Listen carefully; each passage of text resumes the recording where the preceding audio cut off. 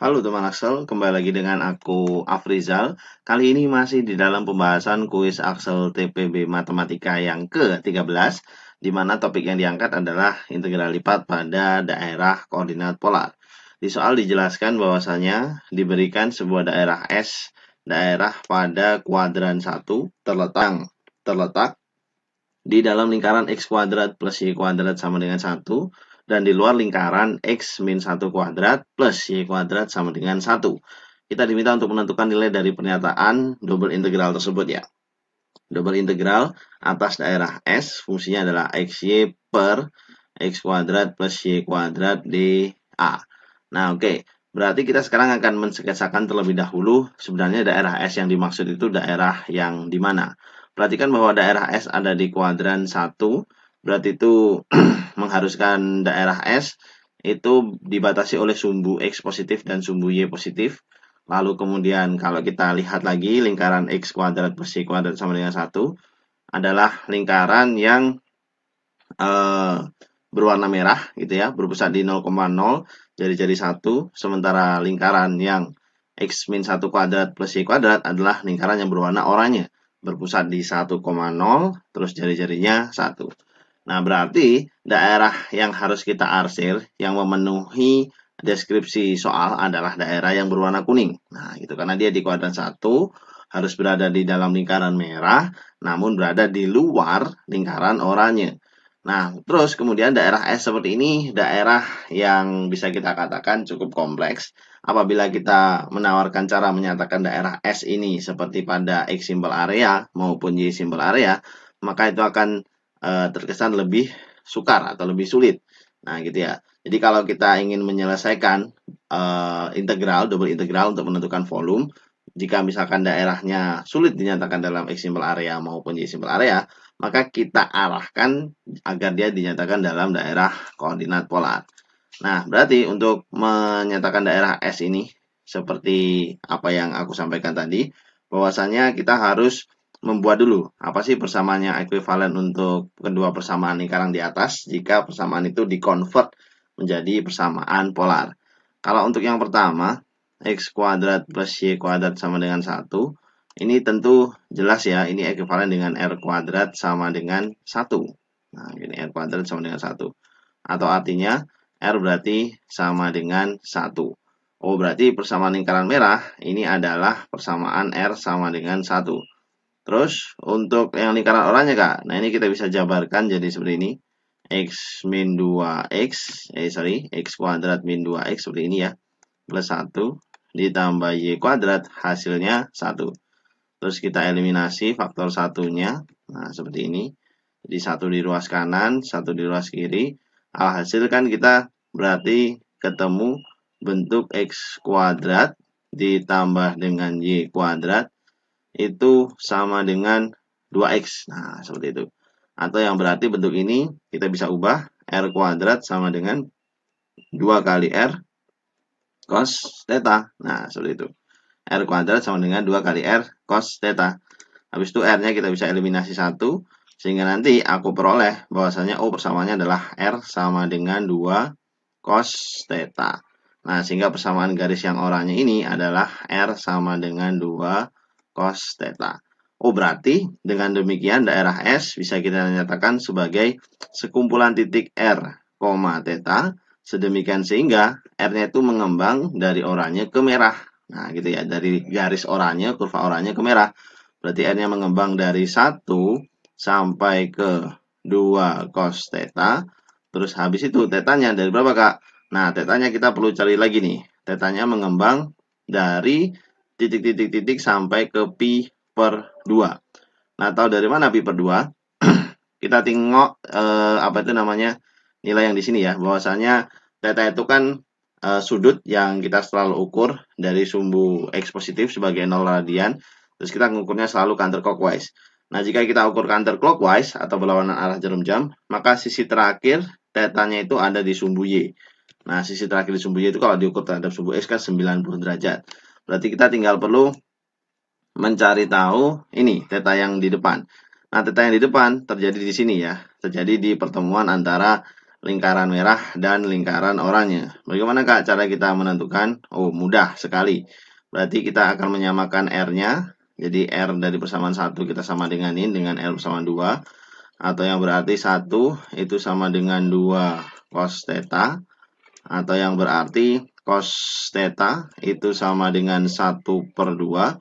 Sehingga kita ketemu nih, bahwa tetanya adalah cos inverse setengah. Sudut yang nilai cosnya sama dengan setengah. Itu adalah sudut 60 derajat.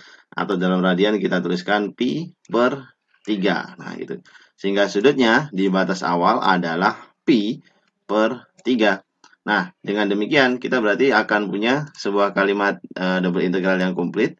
Double integral S fungsinya XY per X kuadrat plus Y kuadrat dA. Nah, gini. Ini boleh loh kita nyatakan sebagai double integral atas X-nya itu R cos theta, terus Y-nya itu R sin theta, seperti ini. Terus kita bagi dengan X kuadrat plus Y kuadrat adalah R kuadrat. Nah, dA-nya kita convert menjadi R dr d theta, seperti ini. Lalu R-nya Kak dari berapa? Seperti daerah S yang sudah diudah di atas, yaitu dari 1 sampai 2 cos theta. Terus kemudian theta-nya dari 60 derajat atau pi/3 sampai 90 derajat atau pi/2. Nah, seperti ini. Oke, setelah mendapatkan ini, berarti tentunya ada yang bisa kita eliminasi ya. Ini. Terus kemudian sin theta, cos theta itu bisa jadi setengah sin 2 theta. Oke, berarti ini jadi integral dari pi/3. Nah, kita tulis dulu. Pi/3, pi/2. Terus kemudian ini integral dari 1 sampai 2 cos theta. 2 cos theta. Terus kemudian di sini R. Terus kemudian di sini setengah atau R/2 boleh. R/2 sin dari 2 theta. Nah, terus tinggal dr d theta. Lalu kita integralkan, berarti ini jadi integral yang di depan masih ada pi/3, terus di sini pi/2. Terus integral dari R/2 itu adalah R kuadrat per 4. Nah, gitu ya. Terus di sini sin akan tetap sin karena kita kan lagi mengintegralkan variabel R ya. Nah, jadi sin tetap sin, terus nanti jangan lupa dievaluasi dari 1 sampai 2 cos theta. Nah, gitu. D theta untuk dimasukkan ke variabel R-nya.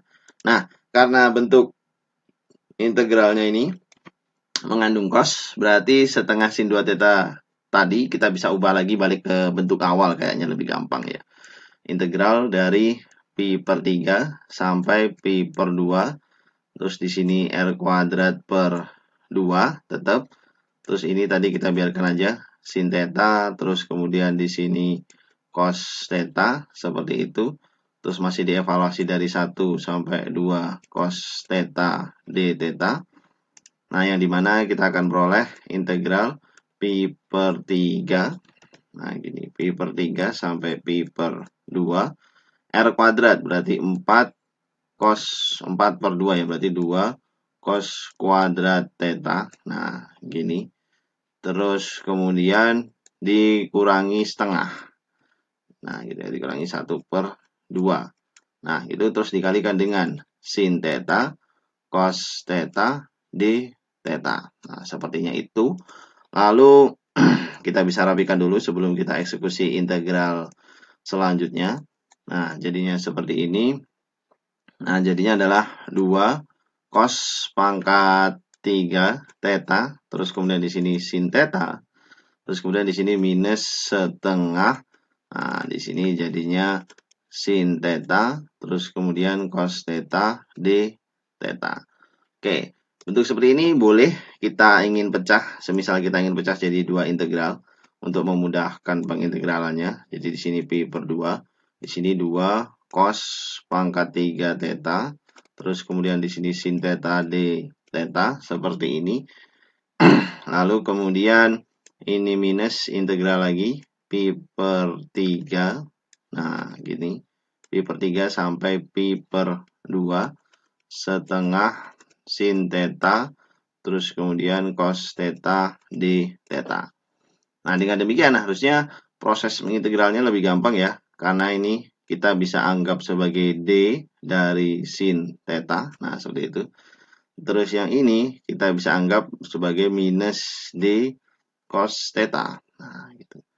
Oke, dengan hasil seperti ini berarti kita akan peroleh, nah berarti yang di paling depan itu jadi minus 1/2 cosnya jadi pangkat 4 theta. Nah, gini dievaluasi dari 60 derajat sampai 90. Nah, gitu.